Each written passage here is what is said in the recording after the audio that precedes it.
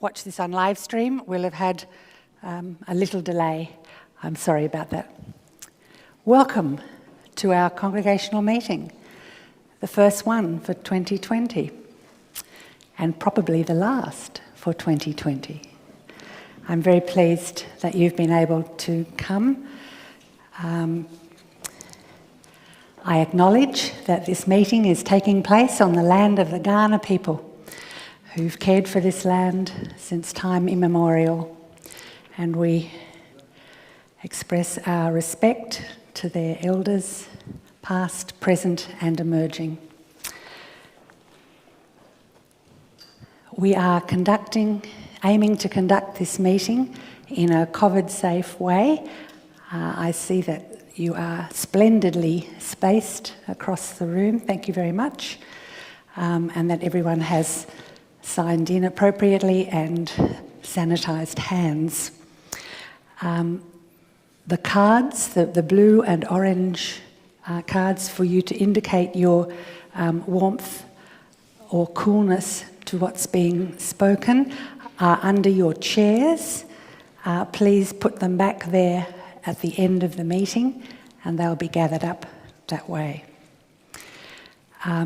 For questions later or at any time, Colin has handheld microphones. John has handheld microphones. There are two handheld microphones, one with John and one with Colin, and there is a mic here at the lectern. So there are plenty of opportunities to speak safely into the meeting if you'd like to do that.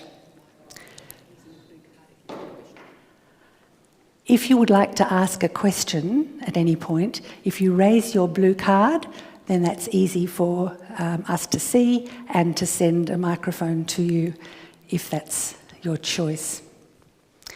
If you know of people who would like an apology registered, could you please let Craig know? He's taking the attendance on a list so that we don't have to share pens and bits of paper, passing things around.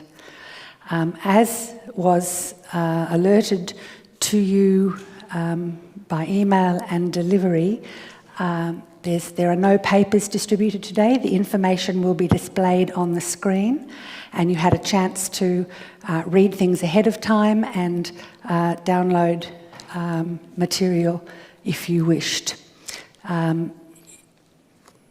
At any time, if you'd like copies of things in paper, the office is always able to provide those for you. Okay, have I forgotten anything in that little bit? Does that sound all right? Okay, I could even move to the first slide. There we are. So the second point here is the confirmation of the agenda. A revised agenda was sent out Thursday, and here it is in summary on the screen. It's the same as the original, with the addition of 5.2, the point about the proposal about congregational singing in COVID times. Are we happy to confirm the agenda? Can you let me know your warmth? Thank you. That looks warm in all directions. Thank you very much. Our next item of business is to confirm the minutes of our last meeting, which was the 8th of December last year, 2019. Now, those minutes have been available for you online, and people to whom materials are delivered were invited to ask if they'd like a hard copy delivered to them. So we'll take those minutes as read. May I ask you to show your warmth or otherwise about confirming the minutes of the last meeting? That looks fine. Thank you very much indeed. That's warmth in all directions. Now, Item 4 is our Mission in Action category, and 4.1, we need to ratify the council decisions made earlier this year about the election of office bearers for 2020. So in March, when we would normally have had a meeting to elect elders and chairpersons of the congregation and the secretary of the congregation, that was when lockdown happened and we weren't able to have those meetings. And the advice from the Synod at that time, and reinforced since then, is that Council could endorse those elections, waiting until a time when it was possible for the congregation to meet. So that's the way that we acted, Bruce and I in collaboration there, and so that's what's happened. So now the news from Sue Page, the Associate General Secretary, is that the right title, Bruce, of the Synod, is that the way to proceed for the congregation to endorse those elections is that a show of consensus approval, a consensus process is appropriate. So that's what we're planning for now. So the congregation chairperson is me, and the congregation secretary, Craig Mackenzie. Here is the list of elders on church council who were nominated and endorsed by council in March, and the time periods after their names are the durations that they chose for their election. So Lachlan Mackenzie, Gaynor Hallows, Alan Hale, Bruce Ind, Carol Lyons and Adam Yearsley. So in block, I would, one way to go is for us to show our warmth by cards. If there are any questions with that, any issues, we can try something else. That looks to me as though there are orange cards everywhere. So thank you. We will record that decision, that process was endorsed by the congregation. Thank you. Now we're at point 4.2 on the agenda, and this is the ministry updates. So I'll ask Bruce if he would come to the other lectern and present his report. Thanks. Thank you, Chairperson. Members of Moriata Uniting Church and those viewing elsewhere, 2020 did not go to plan, or has not gone to plan. But there have been things that have been happening in your lives as well as the church's life. The council has worked through the last few months, endorsed now and duly elected, and that's a good thing. At its first meeting of the new council, the decision was made to elect me as chairperson, to appoint Rhonda Amber as council secretary, and to appoint Carol Lyons as the treasurer for not only the council but the congregation and community. We met via Zoom for a few months because, of course, the shutdown meant that we weren't able to gather face to face. But after July and since then, we have met in our normal pattern of monthly meetings face to face. There have been many things that have frustrated us, and there have been many things that we haven't been able to do. What, for example, is going to happen to Lunch on Chapel? We need to think about that as a community and as a congregation, and council will be doing something about that, getting your opinions and so on, within the next few months. We hope that there will be some way of continuing that fellowship and outreach into the community.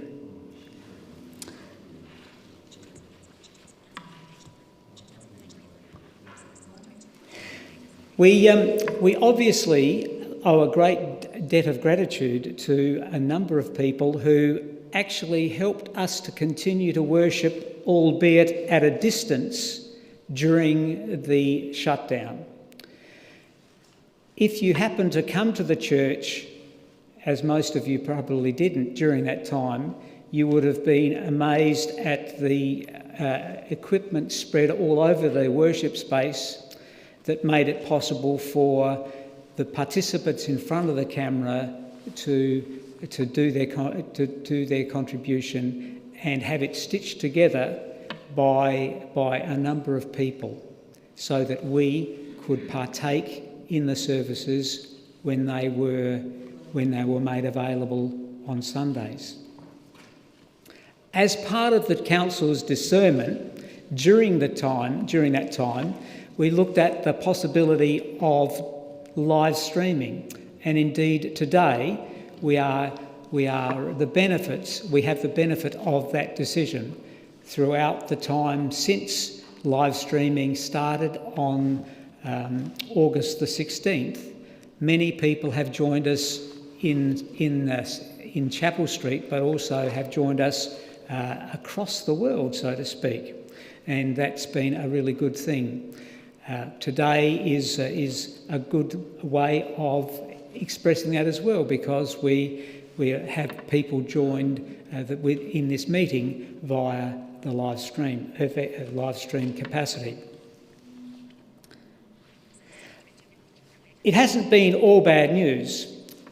Council oversaw the process of appointment of our new office coordinator, Nicole Chairperson, who is a delightful young woman. She's a very happy, friendly, smiling face in the office, and a good asset for us as a community.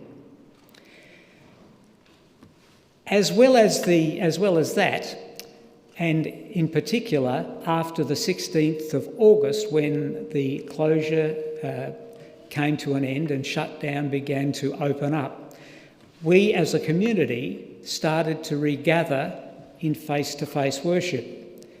Recognising that things needed to be done, Council appointed a task group, the project management group, that worked for 3 months looking at things that would enhance the worship experience, that were needed to make the worship experience safe, and to provide council with recommendations how that might be. It was certainly greatly appreciated, the work done by that group, some of which is still important and still obviously ongoing. The role statements that are available for people who volunteer in various ways during our services are there, and they have their genesis in the work done by the project management group. Obviously, I'm reading this and I can't read it without putting my nose to the screen, and I just remembered that I should have said something a little earlier. While I acknowledge that we appointed Nicole to the office coordinator's position, during the time when we had no office coordinator, there were a number of people who worked tirelessly to maintain the regulatory and administrative requirements for the congregation. So I thank them. I'm not going to name particular people, but I'm pretty sure, if you'd like to know their names, I will tell you privately, but I don't want to miss anybody out in my nervousness. So I really do think that we as a congregation and community owe a great deal of thanks to those people. And could I just pause now and ask you to acknowledge that in the usual way with applause.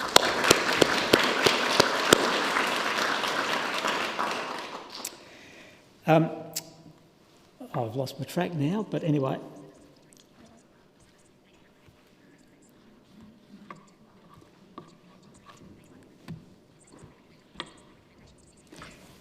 Right, it hasn't been all bad. Council has continued to make some decisions for the benefit, we hope, of the congregation and community, as well as, of course, appointing Nicole. We also recently made arrangements or passed the use of some of the excess property funds that were realised when we sold the two old manses and after we'd paid for the building of the two new houses next door. We're using some of that money to install solar panels on the three houses that we have as a congregation, so as to be environmentally responsible, but to also be able to use them as an ongoing means of income to support our ongoing mission. We also discussed and endorsed the spending of some of that money to finalise the third phase of lighting in the sanctuary and the purchase of a replacement data projector, so that the quality of the representation of videos and so on can be maintained. Also during that time, we oversaw and were greatly assisted by the pastoral care team as we enacted recommendations from last year, and we created the Moriarty Uniting Caring Connections environment, where people will either have one-to-one relationships or be part of groups where relationships and pastoral care will continue to be provided and shared. Also during the time, regulatory requirements and parliamentary requirements were needed to be enacted, and so the Safe Church process was undertaken. Many of you here will have gone through the frustrating, perhaps, process of getting your working with children, working with vulnerable people, or general probity test check. And we are grateful to you for submitting yourself to that, but we're also very appreciative of the people who provided assistance in that process. Eventually, information about your clearance dates will find its way onto the church directory. But until then, information is maintained securely between Margaret, Cargill and myself.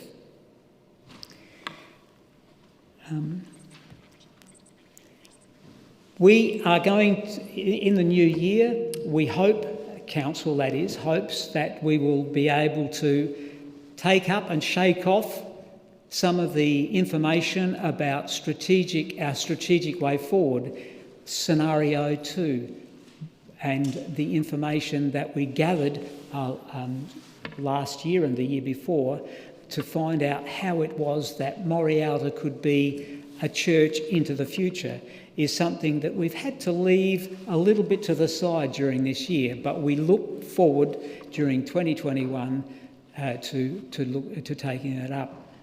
Other things that we're going to take up again is the matter of chairs or pew replacement. We needed to take the pews out of the church so that we could maximise the flexibility that we needed during gathered worship. The pews are in the shed. We need to actually decide whether and what we will do with seating arrangements in the church. And so in coming months, the team that the Church Council has appointed will be seeking input from across the congregation and community to find out what it is that we want for this place into the future. I'm sure that there's plenty of other stuff that I have not spoken about, and I would be pleased if time allows for questions to be asked, so that I might either answer them now or take them on notice.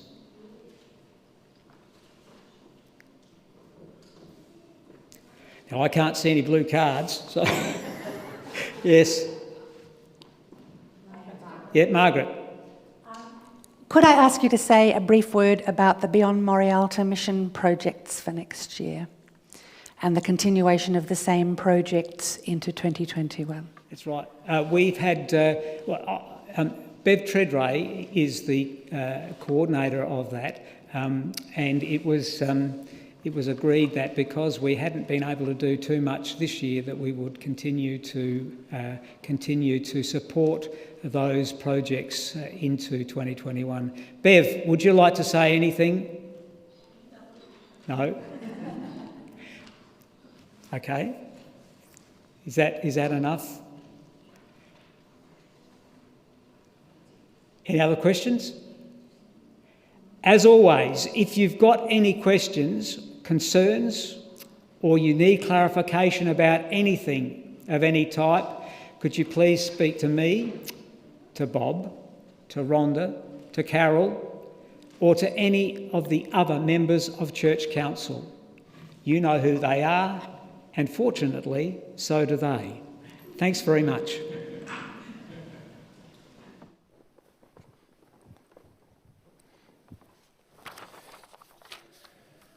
Good morning again. I won't go too much about 2020 and COVID-19, except to say that it's been an interesting and challenging year. And opportunities arise. So we've moved from gathered worship almost overnight to isolation and restrictions. And in that came the recording of the services on a Thursday night, and to be posted on the web and onto Facebook to be viewed at a later time. That was a challenging experience, preaching to an empty church or to a camera at the back during winter because it was cold and dark, not like we are in summer. They were great experiences. I think we've moved our language from viewing worship or watching worship at home and online to rather participating in worship, and what that means to what we bring to the worship experience, whether we're watching a TV or live in the building or wherever we are. Not having to sing to express our prayer and devotion and praise has also been challenging, but opportunities arise. The use of data and video and electronic songs and lyrics on the screen. Meetings by Zoom. The dreaded Zoom, the Brady Bunch look, the little faces in the box. Great idea, we stayed home, but sometimes the internet dropped out, or three people were trying to talk at the same time. You have, you go, no, you go, all of that. Very hard to make decisions over Zoom. But we managed, and we've done well. Pastoral care visits had stopped because of COVID and social distancing and restrictions. But the pastoral care hasn't stopped. Many people have gone to use texting, phoning, emailing, even video calls. I'm grateful, as Bruce has mentioned, to the pastoral care team, and particularly to Margaret in the leadership of the Caring Connections program that was enacted this year, and to the team of people who physically deliver the newsletter, the vision, the order of service and the sermon, and they drive around and put in people's letterboxes or under their front doors. There's been about 19 or 20 of those each week, and a pool of 4 or 5 people. Thank you to you who have done that, to keep those that have been at home all the time without electronic media, Facebook or internet, to stay connected and to hear news and to feel part of our community. The challenging opportunity is to integrate audio-visual into worship, music videos, other means to assist worship, ever mindful of participation as opposed to just simply watching, enabling people to participate and engage in the prayerfulness of the video rather than it just a song. What you bring to worship and to the community has been a great benefit to us all. Thanks to the AV team, to John Drew and John Seacombe and the team for the recording and the streaming and the developing of what has gone on from, as we said, from one camera on a Thursday night, one camera operator running between 2, and I would do my bit, and then I would leave the building and the Bible reader would come in and do their reading, and then they would leave the building, and then the worship leader would come and do their bit, to now streaming to the world. That team, I think, has carried and developed our worship life as well. I welcome Nicole to the staff and her quick adapting to the Moriarty and Iron Church's ways. Getting to know people, her personality is open, friendly, and I think it's a very good appointment in the office. Professional development, I took a couple of weeks this year, went away and read some books on spirituality and faith, and still processing a lot of what was said in those books. I continue to serve the wider church in the new presbytery, Wimmera Presbytery, of which our church is a member of, on its pastoral relations committee. I'm on the Synod Candidates Formation for Ministry panel, sexual misconduct team, and haven't met for a while, which is good. Spicer Cottages Trust, and serving the church in the wider sense. So where to for the immediate future? More worship from home, more integrated use of technology for information sharing, worship, prayer, more meetings by Zoom and face-to-face meetings. We continue to be the church, the people of God in this place, and we do what we do with what we've got when we are able to do what we do, if that makes sense. However, we remain hopeful, as we all do, society, hopeful and faithful to the God who imagines and creates and loves and renews all of creation, even through these COVID-19 days. I predict that we will be up and down again for at least 6 months or more into next year. I just look at it's a plane that came in from Sydney to Melbourne or something overnight with a couple of people who didn't quarantine, and it can happen like that. So shutdown might be happening again, it might not be, but we will continue to be flexible, and I think we have the capacity, not only in our worship, but also our pastoral care, our communication, and our sense of community here at Moriarty and our outreach. So thank you, that's my report for this year. I'll ask if there's any questions. Great, no questions, excellent. Thank you.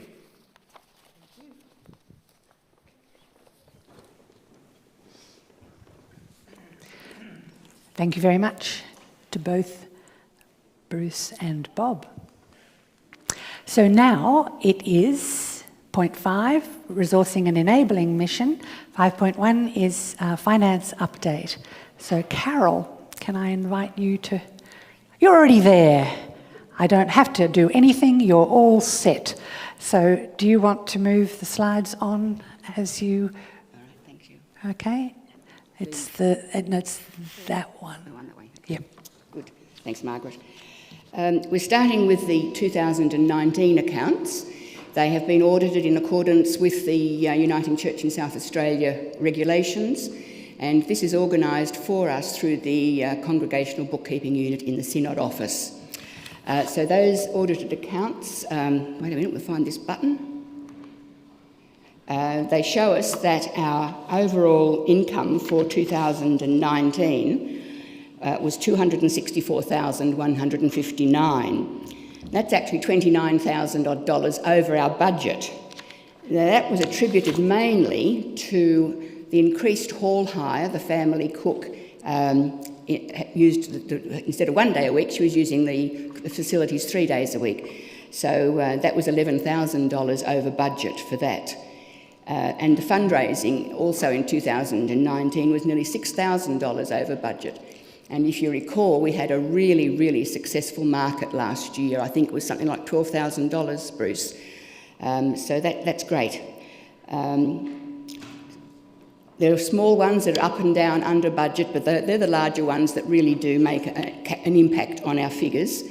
The electronic giving, the giving for loose plate and was a little bit under, so we remind you again that particularly in these times we're still able to give our contributions, whether it's on a Sunday here or electronically, or drop them into the office.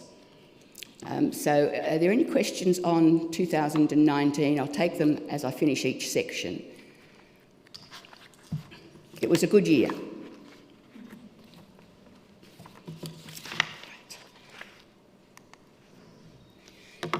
Yes, in 2019, the congregation was invited to donate to the purchases we would have to make for the student accommodation houses. And in their generosity, the congregation donated just over $18,000. Now, that was used to purchase things for the new furniture and new mattresses and so on for the accommodation for the students. They thought they were in absolute heaven when they unlocked those doors and were able to move in early in 2019. So once you thanks again to the generosity of the members of this congregation for that.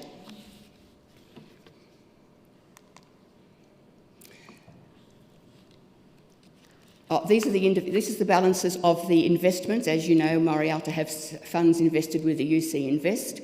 We have several funds with them, and they are added to over the years. We've got a comparison there of as at the December 2019 and October 2020, and you will see by that we've actually increased our giving or our investments there from $172,000 to $233,000.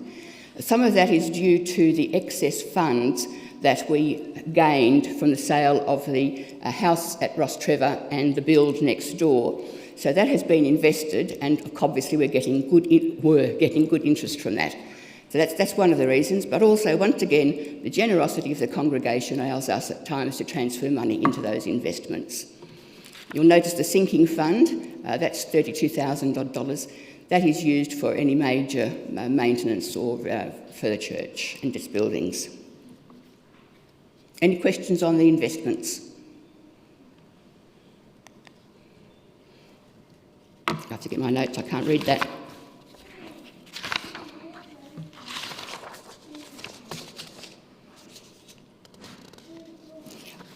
This one is the actual the January to October figures 2020.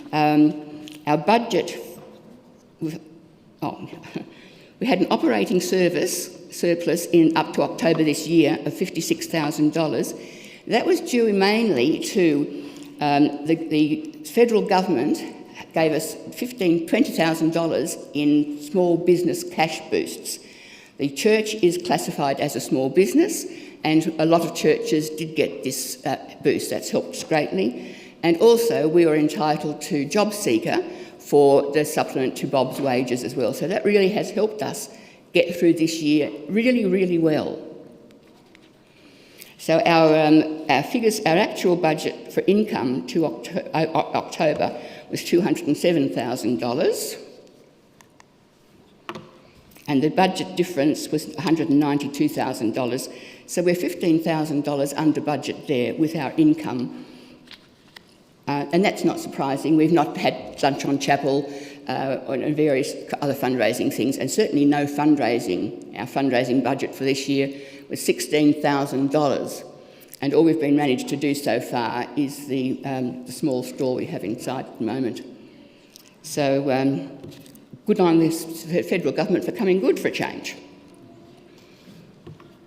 Is there any questions there? Our operating surplus at this stage is $56,200. Anybody have any questions on anything today? If anybody would like further information on this, I've got it all. If you would like to either contact me via telephone or email, I'm happy to supply any of the expanded of these figures for you.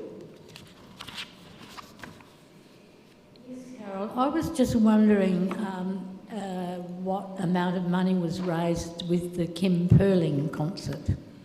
That wasn't held this year. The soiree? Yes. Oh, that was about $700 or $800. And that would go into our fundraising budget? Yes. Okay. Yeah, $700 or $800. It was an afternoon tea. We plan on having another one earlier, sort of in the next year.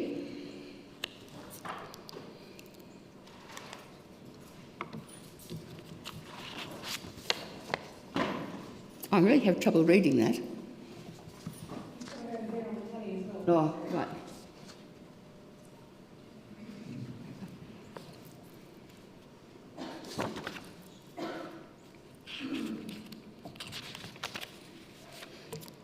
This is the breakdown of the January to October figures to date. Envelope giving is the $35,000 of the budget, and $30,000 for the actual, so they're $5,300 under budget for that. And our electronic giving is $3,500 over budget. So combining those two, we are still currently $1,784 under budget for this year for our giving. Now we need to come to the 2021 proposed budget. We've got four sections of this: the income summary, the expenditure summary, the overall proposition, and a proposal for the adoption of this budget.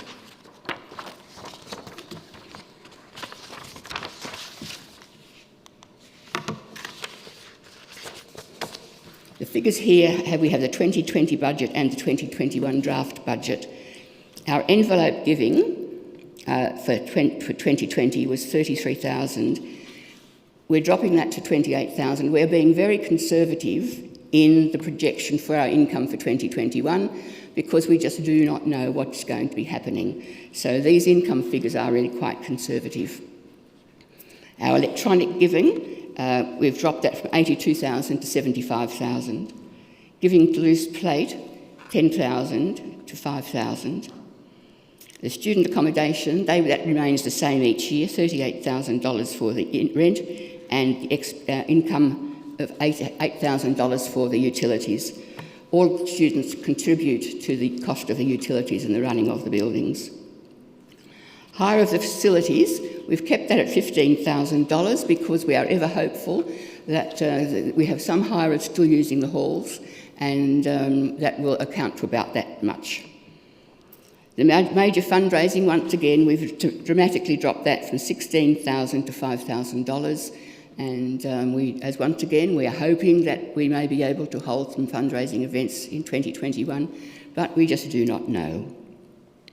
And the same with the community centre programs, that's been dropped from $23,000 to $7,200 for exactly the same reason. We just do not know. The same with hospitality and catering has been dropped to $500. Interest received, we've dropped that a little bit because interest rates now are probably hopefully as low as they'll go.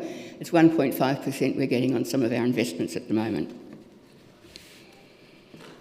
And the donations, we've not put a figure in for donations. We just don't know what's going to happen there.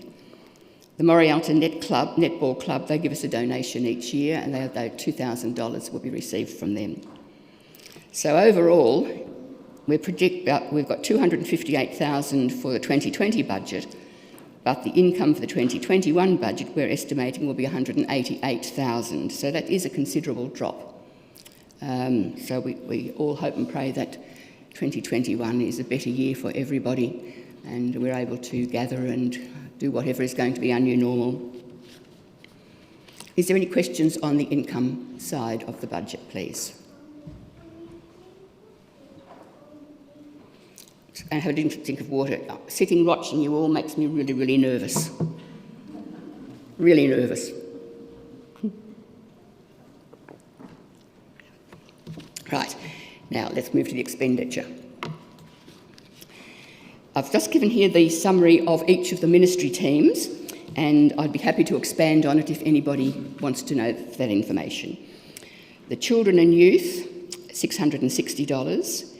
Community Centre has, once again, the expenditure will be less because of the lack of being able to use the hall, has been dropped from $18,000 to $7,000. The Pastoral Care Ministry team, $590. The Worship and Faith Ed team, $2,750. The AV team, $6,000. Administration, $147,000. Communications, $1,750. The Operational Ministry team and the National Property team is $63,000. Gives us a total of $233,597. Would anybody like me to expand anything to do with the income, with the expenses?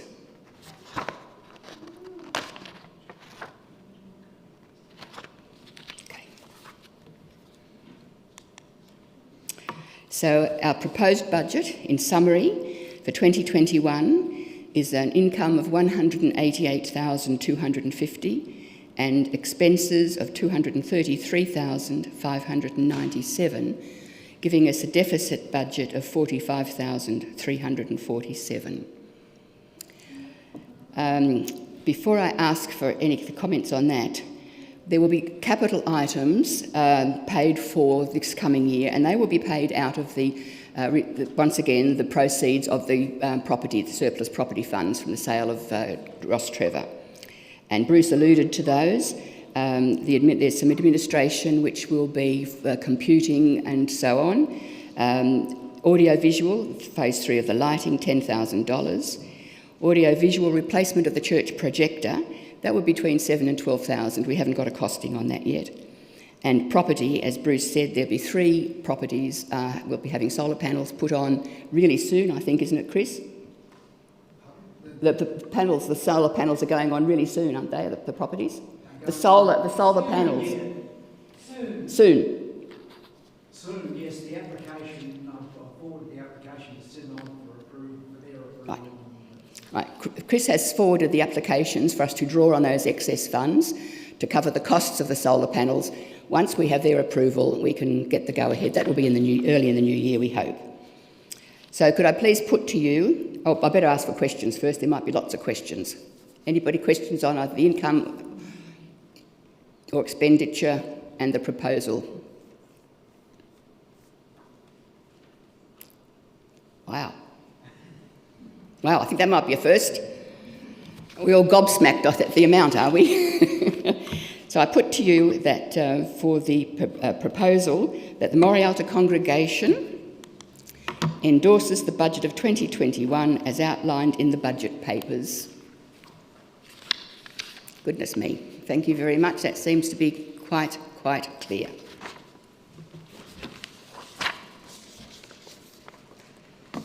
I think that's it, Margaret. Thank you. And once again, I just remind you that if you want a breakdown of any of these, the property or any of the expenditure income, come and see me and I can let you have a copy. Thank you. Thank you very much. And I think we should thank Carol for that presentation and for all that hard work.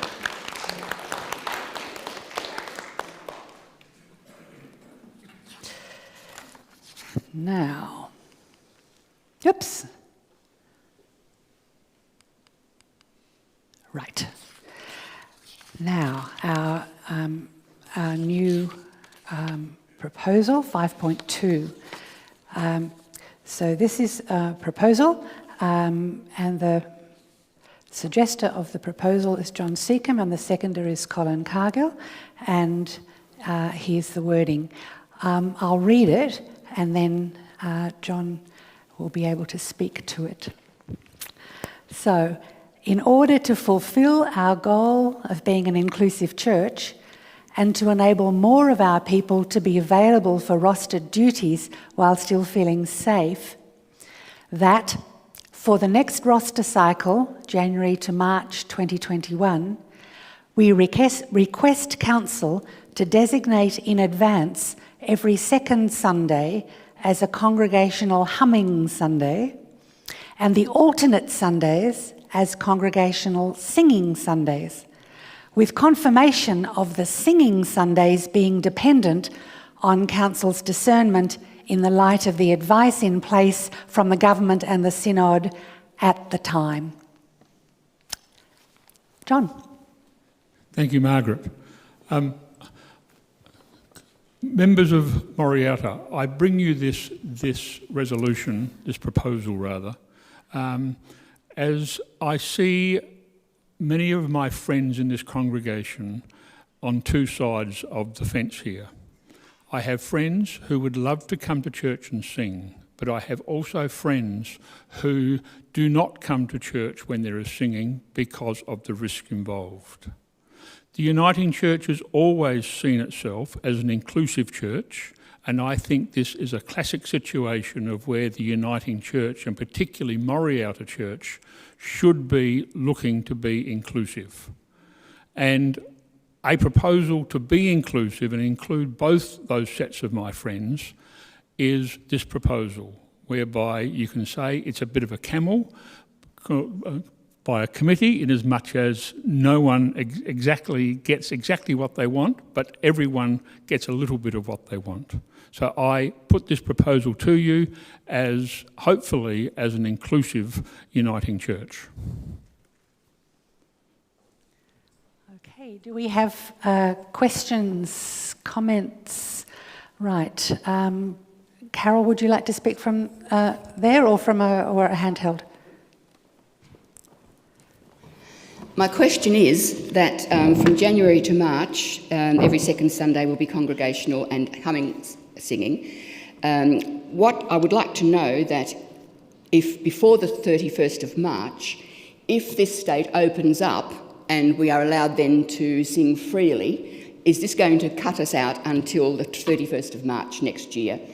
Because as you can see, our state is going really, really well, and I would like to think that when the government and the Synod office says it's okay, that we can commence singing again before March. That's all I've got to say.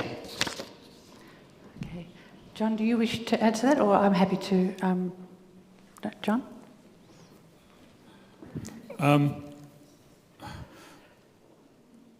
I guess, first of all, I think you're being extremely optimistic that things are going to change to that extent by the end of March.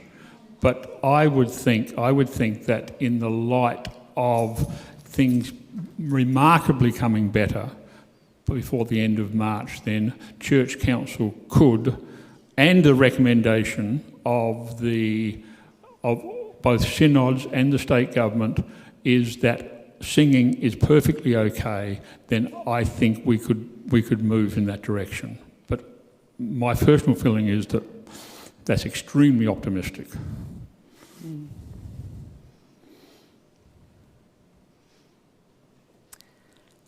Thanks, John. I think we're not going to have vaccine by March the 31st. So, Anne. The proposal is currently for January to March, but we have quite a few services between now and then with Christmas, etc. And I know the proposal's for that, but I'm just wondering what happens in between.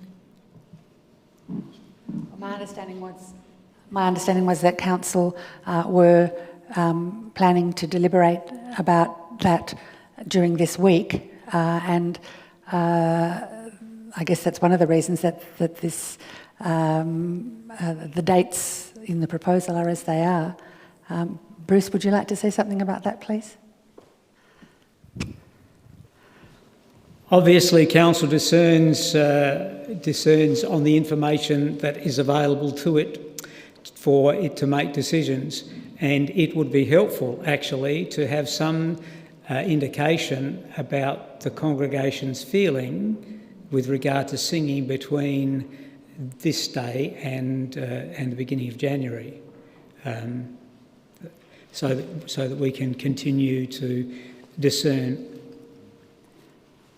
So could I suggest that we deal with this proposal first and we then move to some informal discussion about singing between now and then?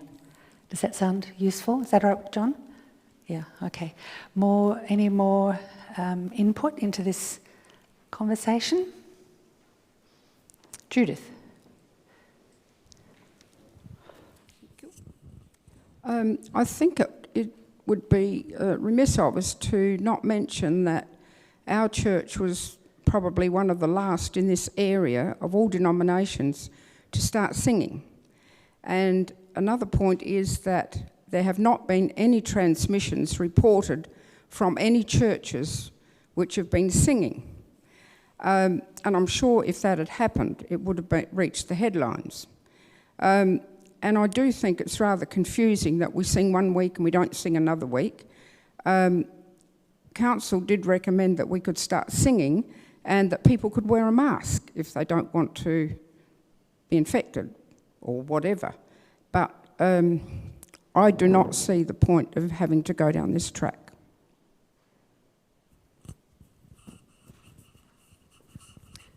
Pauline?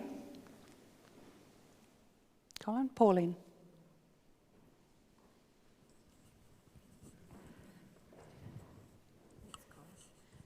I love singing and I've been in the choir from the day dot, but I see the possibility, the necessary alternate Sundays for everybody to get their views looked at. Thank you.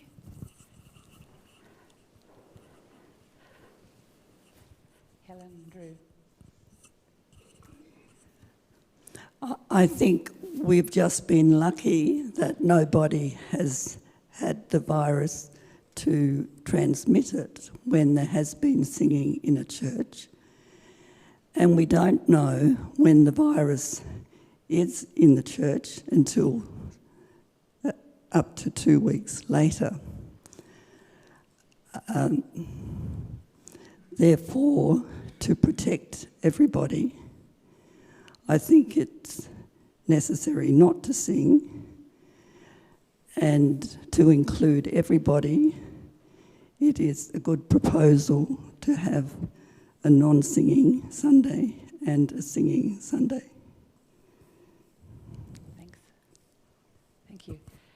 Jing. John, can you? Thank you. Thank you. Yeah. I feel that we are complicating our life.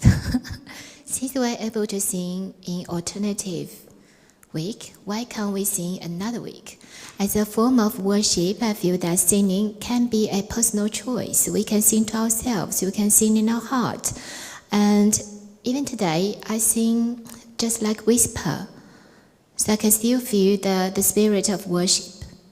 And I feel that we may now have to make this as part of the regulation. Let's say, if it's a singing Sunday, do we have to sing? No.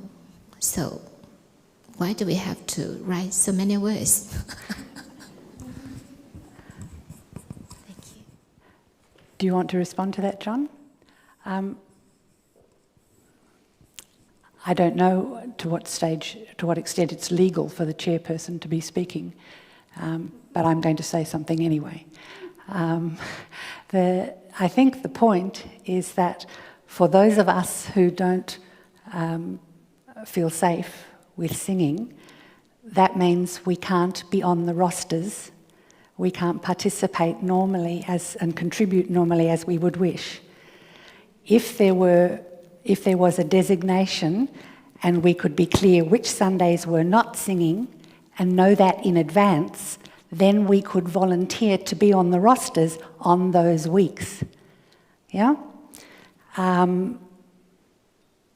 that means that we are including as many people as we can in the congregation in their ability to both participate in worship and to contribute to worship as they wish. So that's another perspective.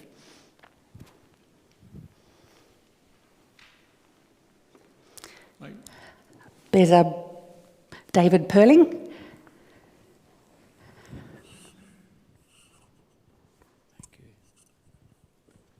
I'm a bit confused about what is the issue of safety with singing. That seems to be behind this. As what Judith was saying about churches that have been singing, our daughter's church, Campbelltown, they've been singing. I'm not sure what the safety issue is, to be quite honest.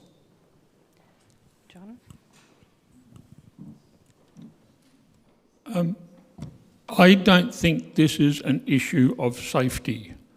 This is an issue of whether a church is prepared to be inclusive and treat with respect those that might feel uncomfortable coming, and in fact, more than uncomfortable, are not prepared to come when there is singing.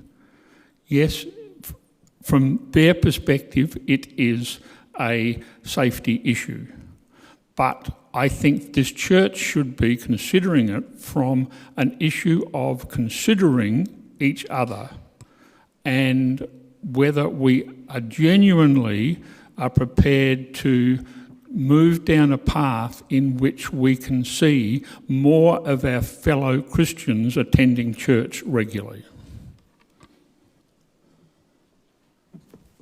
Colin. Yeah, I second the motion for this very reason that John has explained. I think in this climate it is totally unpredictable to know what the future holds. And I think it's quite a genuine position to be able to, for people to take, that they are concerned about singing.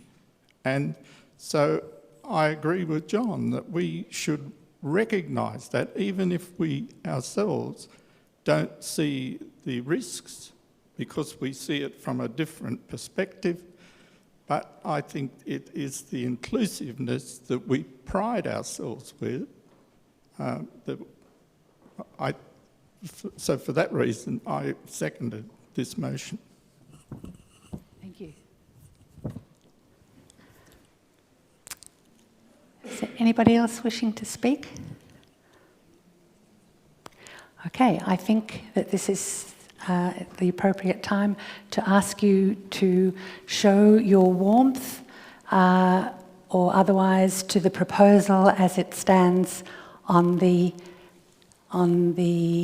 board. Would you like me to read it again? Anybody who'd like it read again? No? Okay. The words are there. Can you please indicate how you feel about this proposal? Okay, we have 3 blue cards showing and the rest orange. Are the showers of the blue cards prepared to stand aside to allow this to go through? Yes, yes, yes. Thank you. So that means we have consensus and the proposal has been endorsed. Thank you very much.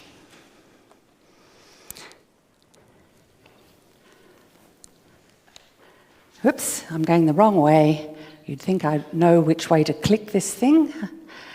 Okay, is there any other business to be brought? Bruce? It was remiss of me during the conduct of my report not to inform the congregation that Council has agreed that Bob should exercise his right to long service leave in the early new year. We are pleased that he will be able to find some recreation and refreshment during that time, we hope. But never fear, Council has made arrangements for a supply minister or a supply placement. Alice Croker, who is presently in ministerial becoming a minister, will be here during Bob's time of long service leave. She will be supported by many people, but she will support us. I hope that she will provide us with a little bit of biographic information and a photograph that can be included in an upcoming edition of Vision. If you'd like more information than that, please see me at your convenience. Thank you. Bob?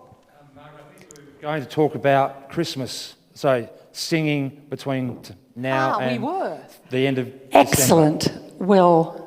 Well remembered. Bruce had asked for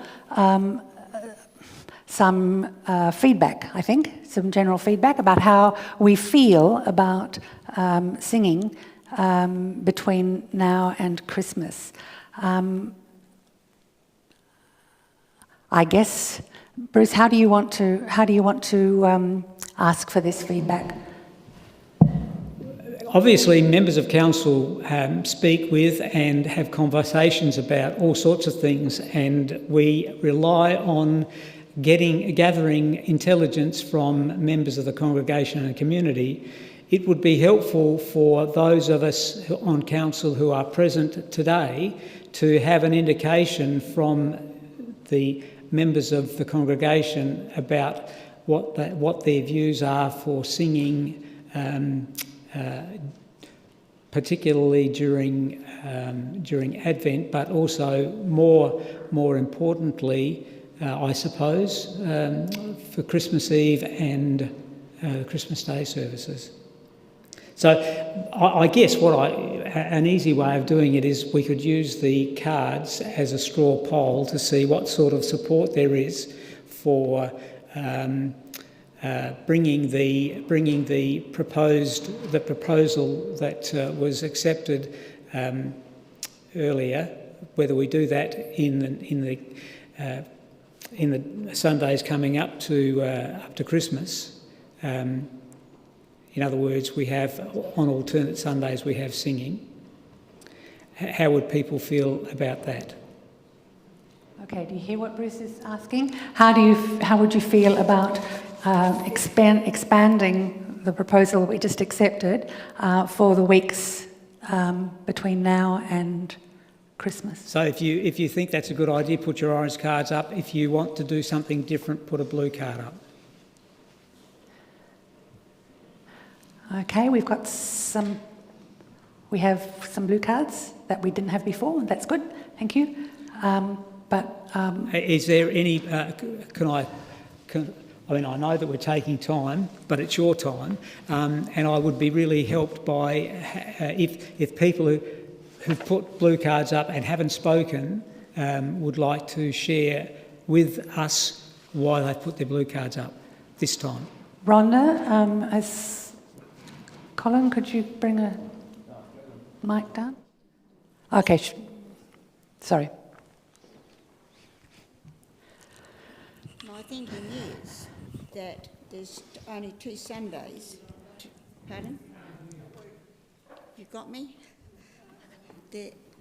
There's only 2 Sundays between now and Christmas. So if we haven't sung this Sunday and we choose to sing next Sunday, I find it rather sad that the Sunday before Christmas we're not going to be singing, and then we don't sing. Do we then not sing for New Year and Christmas Day? This is a joyous time, and I respect how everybody feels. We all have our own personal feelings on this, but that means that the Sunday before Christmas there's no singing. We then don't sing for New Year, Christmas Eve or Christmas Day, and we sing the Sunday after. That's why I put my blue card up. Thank you. I think we've got, council members have got enough information to decide or to come to some decision. But now, Sunday's one thing, Christmas Eve and Christmas Day. Could I get a straw poll to see how many people think we should be singing on those two Sundays? That congregational singing in the manner that we have already exercised should be occurring on those two services. So if you want to sing it on Christmas Day and Christmas Eve, or if you don't want to sing on Christmas Day and Christmas Eve. Those are all orange cards, Bruce. Ah, no, there's a blue one. Ah, sorry. Okay, 2 blue. Okay. Do you wish to speak, Craig? No, I'm just going along with the COVID safety, that's all. All right. Okay, good lad. Okay. Would you like to speak, Jing? Yeah. Colin's coming with the mic.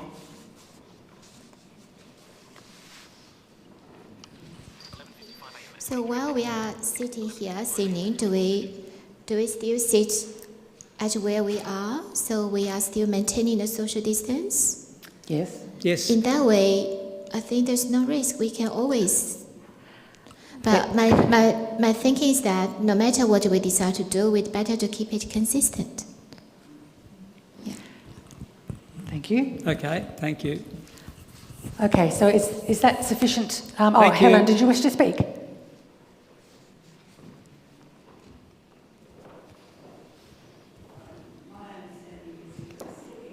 Is quite different to speaking, and 1.5 metres doesn't cut it. The understanding is that with singing, there are aerosols in the air which get spread all over the place. With speaking, there are droplets which are thought to drop to the ground within 1.5 metres. So it's a very different process. The singing allows it to spread much further. Thanks. Thanks, Helen. Okay, so this is not for decision making. No, this is just feedback for information. Thank you. into council's decision making process. So thank you very much for your participation like that. That's been very helpful. Anybody, any other business of any kind, or any closing remarks anybody would wish to make? Thank you very much for being part of this physically distanced congregational meeting. I'm sorry we weren't able to have muffin morning tea and raise funds for our Beyond Morialta mission projects, but that's the way it is, unfortunately. Bob, would I be able to ask you to close the meeting in prayer, please?